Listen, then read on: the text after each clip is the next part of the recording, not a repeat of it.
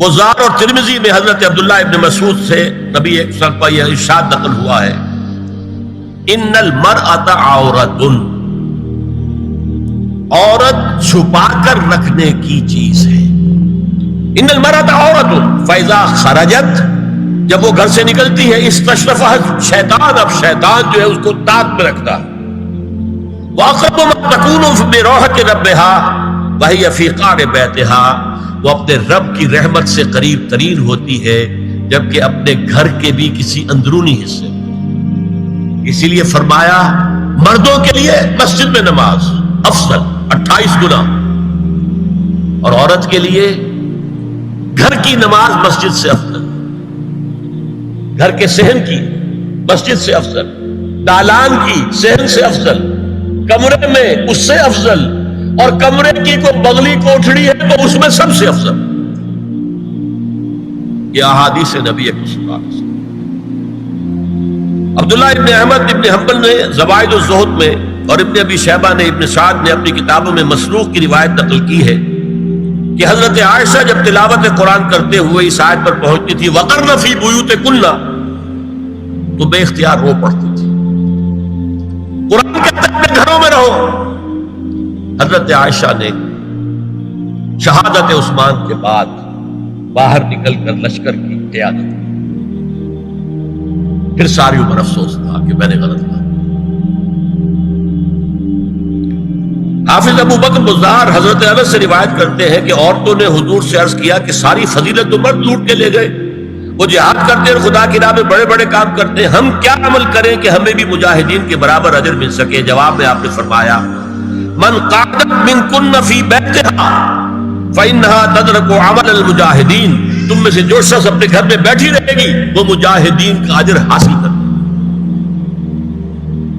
یہ ایک ہوا کا رخ ہے، بتایا جا رہا ہے، یہ نظام ہے جس کو اس شکل میں دیا جا رہا ہے۔ اب آئیے سورہ نور کی طرف۔ یا ایھا الذین آمنوا لا تدخلوا بیوتا غیر بیوتکم حتی تستأنسوا وتسلموا علی اہلها ذالکم خیر لکم لعلکم تذکرون۔ اہل ایمان مت ہرگز مت داخل ہو اپنے گھروں کے علاوہ کسی اور گھر میں جب تک کہ تم ان کے ساتھ مانوس نہ ہو جاؤ، اذن نہ لے لو، ان پر سلام نہ کرو، یہی تمہارے لیے خیر بہتر ہے۔ اس کے بعد تفصیل آئی ہے، اس میں میں اس وقت نہیں جا رہا۔ اور جو لوگ اس پر عمل نہیں کرتے ان کے بارے میں قرآن مجید کیا کچھ، حضور کیا کچھ فرما رہے ہیں یہ آپ سن لیجیے، بہت سخت احکام۔ عن ابی ہریرہ رضی اللہ عنہ ان رسول اللہ صلی اللہ علیہ وسلم قال لو ان امرأ اطلع عليك بغیر اذن فخذفته بحشاة ففقعت عینه ما كان عليك من جناح، متفق علیہ، بخاری اور مسلم دونوں کی ہے۔ اگر کوئی شخص تمہارے گھر میں بغیر اجازت کے داخل ہو جائے اور تم اس کی سزا کے طور پر اس پر کنکریاں پھینکو اور اس کی آنکھ پھوٹ جائے کنکری سے، تو تم پر کوئی گناہ نہیں۔ بغیر اجازت کے گھر میں آ گیا ہے، بغیر اذن کے، بغیر استئذان کے کنکریاں مارو اور کنکری سے آنکھ پھوٹ جائے، فما کان علیک من جناح، کوئی حرج نہیں۔ اب آ رہی ہے اصل آیت، قل للمؤمنین یغضوا من ابصارهم ویحفظوا فروجهم ذلک ازکی لهم ان اللہ خبیر ما یصنعون وقل للمؤمنات یغضضن من ابصارهن ویحفظن فروجهن ولا یبدین زینتهن الا ما ظہر منها وَلْيَضْرِبْنَ بِخُمُرِهِنَّ عَلَى جُيُوبِهِنَّ وَلَا يُبْدِينَ زِينَتَهُنَّ إِلَّا لِبُعُولَتِهِنَّ أَوْ آبَائِهِنَّ أَوْ آبَاءِ بُعُولَتِهِنَّ أَوْ أَبْنَائِهِنَّ أَوْ أَبْنَاءِ بُعُولَتِهِنَّ أَوْ إِخْوَانِهِنَّ أَوْ بَنِي إِخْوَانِهِنَّ أَوْ بَنِي أَخَوَاتِهِنَّ أَوْ نِسَائِهِنَّ أَوْ مَا مَلَكَتْ أَيْمَانُهُنَّ أَوِ التَّابِعِينَ غَيْرِ أُولِي الْإِرْبَةِ مِنَ الرِّجَالِ أَوِ الطَّفْلِ الَّذِينَ لَا يَظْهَرُوا عَلَى عَوْرَاتِ النِّسَاءِ وَلَا يَضْرِبْنَ بِأَرْجُلِهِنَّ لِيُعْلَمَ مَا يُخْفِينَ مِنْ زِينَتِهِنَّ وَتُوبُوا إِلَى اللَّهِ جَمِيعًا أَيُّهَا الْمُؤْمِنُونَ لَعَلَّكُمْ تُفْلِحُونَ۔ یہ لمبی آیت ہے۔ اہل ایمان، اے نبی کہہ دیجئے اہل ایمان مردوں سے اپنی نگاہیں نیچی رکھا کریں اپنی شرمگاہوں کی حفاظت کریں. یہی ان کے لیے زیادہ پاکیزہ عمل ہے. ان اللہ خبیر بما یصنعون، اور جو کچھ وہ کر رہے ہیں اللہ اس سے واقف ہے. وَقُلْ لِلْمُؤْمِنَاتِ يَغْضُضْنَ مِنْ أَبْصَارِهِنَّ، اور مومن عورتوں سے بھی کہہ دیجئے کہ وہ اپنی نگاہیں جو ہے نیچی رکھا کریں. وَيَحْفَظْنَ فُرُوجَهُنَّ، اپنی شرمگاہوں کی حفاظت کریں. وَلَا يُبْدِينَ زِينَتَهُنَّ إِلَّا مَا ظَهَرَ مِنْهَا، اور اپنی زینت کو ظاہر نہ کیا کریں سوائے اس کے کہ جو بالکل ظاہر ہو جائے. قُلْ لِلْمُؤْمِنِينَ يَغُضُّوا مِنْ أَبْصَارِهِمْ وَيَحْفَظُوا فُرُوجَهُمْ ذَلِكَ أَزْكَىٰ لَهُمْ إِنَّ اللَّهَ خَبِيرٌ بِمَا يَصْنَعُونَ. نوٹ کر لیجئے کہ یہ کہاں ہو رہا ہے؟ گھر میں داخلے کے بعد. گھر میں داخلہ اجازت سے، اور داخلہ ہوگا صرف محرموں کا. گھر کے اندر جو ہے وہ نامحرم تو نہیں آئے گا. یہ میں آگے بیان کر رہا ہوں. وَقُلْ لِلْمُؤْمِنَاتِ يَغْضُضْنَ مِنْ أَبْصَارِهِنَّ وَيَحْفَظْنَ مِنْ فُرُوجِهِنَّ، اور کہہ دیجئے مومن عورتوں سے بھی کہ وہ بھی اپنی نگاہیں جھکا کر رکھیں اور اپنی شرمگاہوں کی حفاظت کریں. وَلَا يُبْدِينَ زِينَتَهُنَّ إِلَّا مَا ظَهَرَ مِنْهَا. محرموں سے پردہ کیا ہے؟ محرموں سے اس کا نام ستر ہے. عورت کا پورا جسم ستر ہے سوائے چہرے کی ٹکیا اور یہ ہاتھ اور یہ پاؤں، بس. کیا مطلب ہے؟ بھائی بھی نہیں دیکھ سکتا بہن کے جسم کا کوئی اور حصہ، باپ بھی نہیں دیکھ سکتا بیٹی کے جسم کا کوئی حصہ. یہ ستر ہے. ستر محرموں سے پردہ ہے. وَلْيَضْرِبْنَ بِخُمُرِهِنَّ عَلَىٰ جُيُوبِهِنَّ، یہ بھی گھر کے اندر کی بات ہو رہی ہے. کیونکہ میں پہلے بتا چکا ہوں جلباب ہوتا تھا جب گھر سے باہر نکلتی تھی عورت، تو وہ اپنی چادر لپیٹتی تھی اپنے گرد، چہرہ نہیں ڈھانپتی تھی. صرف چہرے کا حکم دیا گیا اس کے ضمن میں. وہ سورہ احزاب کی آیت ہے، وہ رہ گئی تو میں بیان کروں گا. اور خمار اوڑھنی ہوتی تھی جو گھر میں اوڑھتی تھی. گھر میں ظاہر بات ہے کہ جلباب تو نہیں لیا جا سکتا، آخر گھر کا کام کاج کرنا ہے. ہلکی سی اوڑھنی وہ گھر میں. لیکن فرمایا وَلْيَضْرِبْنَ بِخُمُرِهِنَّ عَلَىٰ جُيُوبِهِنَّ، اور انہیں چاہیے کہ اپنی اوڑھیوں کے، بکل اوڑھنیوں کے اپنے سینوں کے اوپر، گریبانوں کے اوپر بھی مار لیا کریں. اب اس کے بعد فرمایا وَلَا يُبْدِينَ زِينَتَهُنَّ إِلَّا لِبُعُولَتِهِنَّ. اب یہاں یہ زینت کا لفظ آ رہا ہے چہرے کے، اور چہرے ہی میں کچھ سنگھار بھی ہوتا ہے. اب ان کے لیے کہا گیا کہ چہرے کی زینت، اور چہرے کے اوپر اگر کوئی بناؤ سنگھار ہے، زیور ہے، تو اس کی زینت نہ ظاہر کریں. مگر اب یہ یہاں تفصیلی آئی ہے، جو محرم ہے ان کی تفصیل. تو فرمایا تم اس کے سامنے ظاہر کر سکتی ہے الا لبعولتہن، سب سے بڑھ کر تو شوہر، اور آبائہن، اور یہ آپ نے باپ. اچھا، باپوں میں نوٹ کی نہیں، باپ حقیقی ہو، اخیافی ہو، اللاتی ہو یا رضاعی ہو، یہ چاروں قسم کے باپ اس میں شامل ہیں. جس عورت نے دودھ پلایا تھا اس کا شوہر بھی باپ بنتا. اور آبائے بعولتہن، اپنے شوہروں کے باپ، یا ابنائہن، ان کے اپنے بیٹے. بیٹوں میں بھی آئیں گے چاروں، اللاتی، اخیافی، عینی اور رضاعی. او ابنائے بعولتہن، اور اپنے شوہروں کے بیٹے. ہو سکتا ہے شوہروں کی اور بیویاں بھی ہوں، تو ان کے بیٹے بھی جو ستیلے بیٹے ہیں وہ بھی محرم، ان سے کسی شکل میں کبھی شادی نہیں ہو سکتی. او اخوانہن، یا ان کے بھائی. او ابنائہن، یا اپنے بیٹے. او ابنائے بعولتہن، یا اپنے شوہروں کے بیٹے. او اخوانہن، یا اپنے بھائی. او بنی اخوانہن، یا اپنے بھائیوں کے بیٹے. او بنی اخواتہن، اپنا بھتیجا. اپنا بھتیجا، شوہر کا بھتیجا نہیں، اپنا بھتیجا محرم ہے. اپنا بھانجا محرم ہے، شوہر کا بھانجا محرم نہیں ہے. او نسائہن، یا ان کی عورتیں، اپنی عورتیں، جان پہچان کی عورتیں. او ما ملکت ایمانہن، یا جو ان کے داہنے ہاتھوں کی ملکیت ہے، باندیاں، غلام. اس میں عرض کر چکا ہوں کہ اس میں کافی اختلافات ہیں. یہ بھی ہے کہ اس سے مراد صرف باندیاں ہیں، غلام مرد ہیں. یہ بھی ہے کہ مرد بھی ہے، اور یہ بھی ہے کہ مرد جب تک کہ وہ بالی ہو. لیکن میں اس بحث میں یہاں نہیں جانا چاہتا، یہ پھر فقہ کی بحث ہو جائے گی. اب التابعین غیر اولی الاربہ، کچھ ایسے لوگ بھی ہوتے ہیں، کوئی کسی کے گھر میں تو اندھا آدمی رہ رہا ہے، یا کوئی اور کسی وجہ سے کوئی مریض ہے، اسے آپ نے بنا دے رکھی ہے، انہیں عورتوں سے کوئی سروکار نہیں ہوتا۔ اب الطفل الذین لم یظہروا علی عورات النساء، یا وہ بچے کہ جن پر ابھی عورتوں کے پوشیدہ حالات واضح نہیں ہے، پتہ ہی نہیں ہے انہیں، ابھی انہیں جنس کا کوئی احساس ہی نہیں۔ یہ ہے فہرست جو دی گئی ہے کہ جن کے سامنے عورت کھلے چہرے کے ساتھ اور اپنی جو اضافی زینت بھی ہو، کوئی زیور وغیرہ یا کوئی بھی سرما وغیرہ ڈالا ہوا ہے یا کوئی سرخی کو لگائی ہے معمولی سی، تو اس کے ساتھ آ سکتی ہے، اور یہ وہ رشتے ہیں کہ جن سے کسی حالت میں بھی نکاح نہیں ہو سکتا۔ آگے سنیے، وَلَا يَضْرِبْنَ بِأَرْجُلِهِنَّ لِيُعْلَمَ مَا يُخْفِينَ مِنْ زِينَتِهِنَّ، اور چلتے ہوئے اپنے پاؤں زور سے نہ مارے کہ ان کی زینت ظاہر ہو جائے۔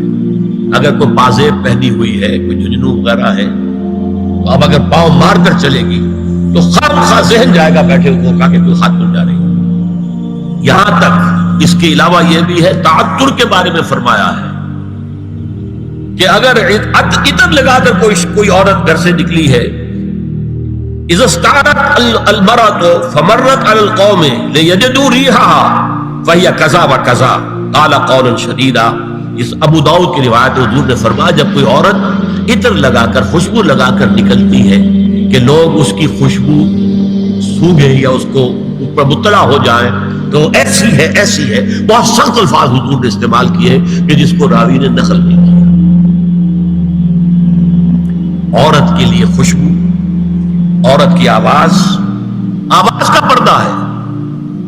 اب دیکھیے کس حد تک نماز میں اس وقت عورتیں بھی شریک ہوتی تھی، اگرچہ حضور نے فرمایا مردوں کی صف بہترین سب سے آگے والی ہے اور سب سے بری صف سب سے پیچھے ہے، کیونکہ اس کے پیچھے پھر عورتوں کی صف ہوتی تھی، اور عورتوں کے لیے سب سے اچھی صف سب سے پچھلی والی ہے اور سب سے بری سب سے آگے والی ہے۔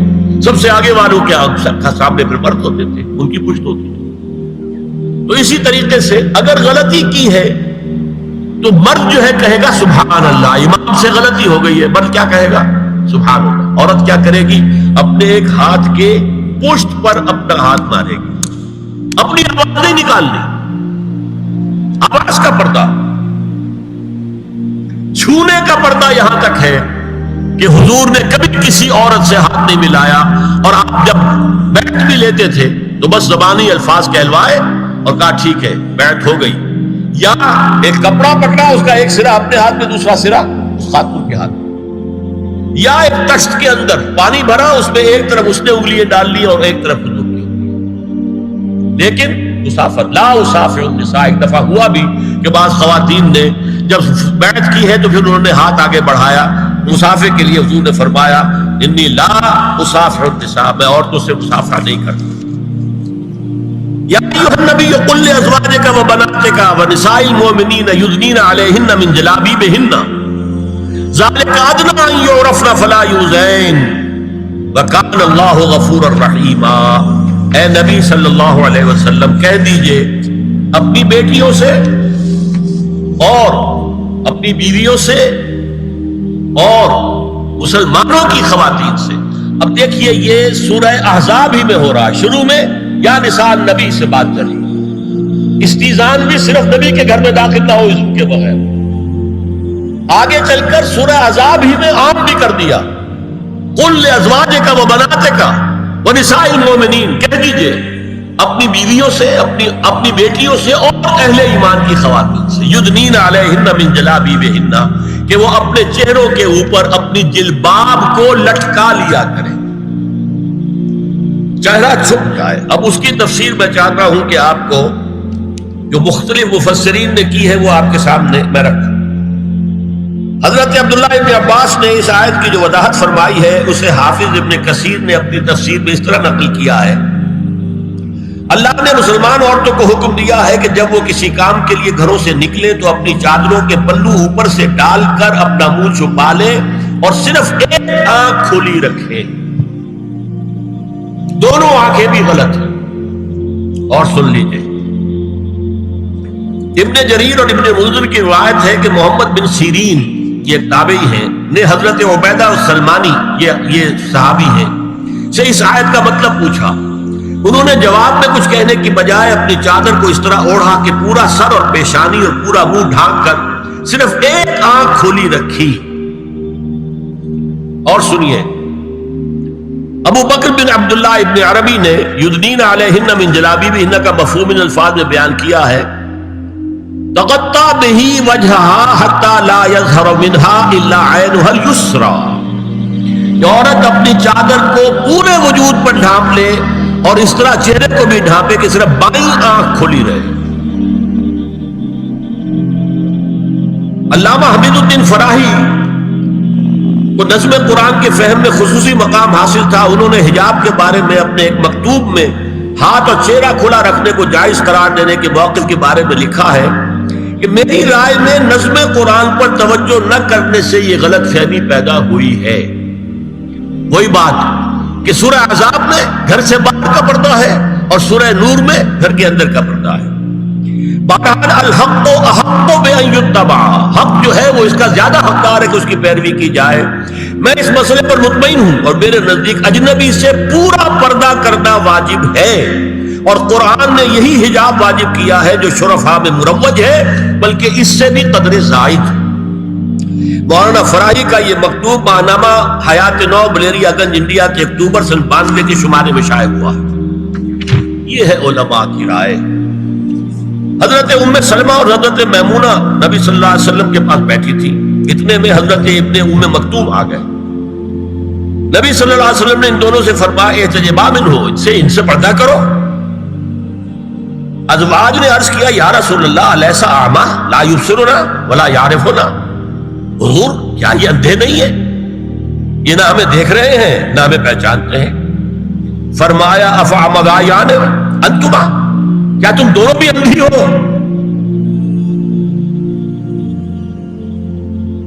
الا تبصران ہی، کیا تم نہیں دیکھ رہی ان کو؟ حضرت ام سلمہ تصریح کرتی ہیں ذالک بعد ان امر بالحجاب، یہ جب حجاب کا حکم آ گیا تھا تب حضور نے پھر یہ حکم دیا. اس کی وجہ کیا تھی؟ حضرت عبداللہ ابن مکتوم کا گھر میں آنا جانا تھا.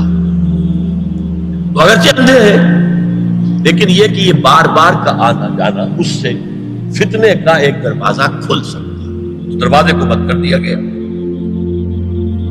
حضرت عائشہ کے پاس ایک نابینا آیا تو انہوں نے اس سے پردہ کیا. کہا گیا کہ آپ اس سے پردہ کیوں کرتی ہیں، یہ تو آپ کو نہیں دیکھ سکتا.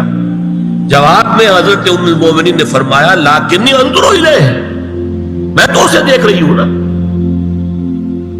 اور مرد کو دیکھے. البتہ یہ کہ عام حالات میں آپ بازار میں چل رہے ہیں، عورت جا رہی ہے، کوئی سوق باہر نکلنا پڑا ہے، تو اس حالت میں اگر وہ مرد کو دیکھتی ہے تو اس میں در حقیقت وہ فتنہ نہیں ہے کہ جو گھر میں آنے جانے والے لوگ. اب ایک آخری مسئلہ ہے. 2 حدیثیں ایسی ہیں جو میری گفتگو کے خلاف جاتی ہیں اور میں دیانت کا تقاضا سمجھتا ہوں کہ وہ بھی آپ کے سامنے بیان کروں.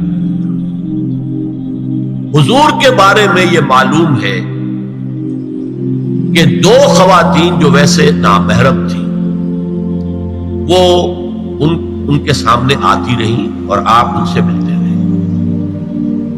ایک آپ کی سالی حضرت اسماء، حضرت عائشہ کی بہن رضی اللہ تعالی عنہ، اور ایک آپ کی چچا زاد بہن حضرت علی کی بڑی ہمشیرہ حضرت ام ہانی. یہ میں حدیث آپ کو سنا رہا ہوں.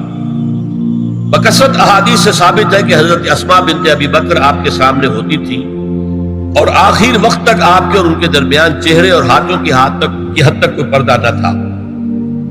حجۃ الوداع نبی صلی اللہ علیہ وسلم کی وفات سے صرف چند مہینے پہلے کا واقعہ ہے اور اس وقت تک بھی یہی حالت قائم رہی. یہ ابو داؤد کتاب الحج. دوسری روایت حضرت ام ہانی رضی اللہ تعالی عنہا جو ابو طالب کی صاحبزادی اور نبی صلی اللہ علیہ وسلم کی چچاداد بہن تھی، آخری وقت تک حضور کے سامنے ہوتی رہی اور کم از کم منہ اور چہرے کا پردہ انہوں نے آپ سے کبھی نہیں کیا. فتح مکہ کے موقع کا ایک واقعہ وہ خود بیان کرتی ہیں جس سے اس کا ثبوت ملتا ہے. یہ ابو داؤد کی روایت ہے. یہ روایتیں ہیں، میں انہیں تسلیم کرتا ہوں. اور میں نے اب جو کچھ بیان کیا ہے اس سے یہ ایک بالکل برعکس بات سامنے لا رہی ہے۔ اب یہ ہے کہ یا تو ہم ان دو حدیثوں کو اصل مان کر باقی ساری حدیثیں جو ہے ان کو ختم کریں۔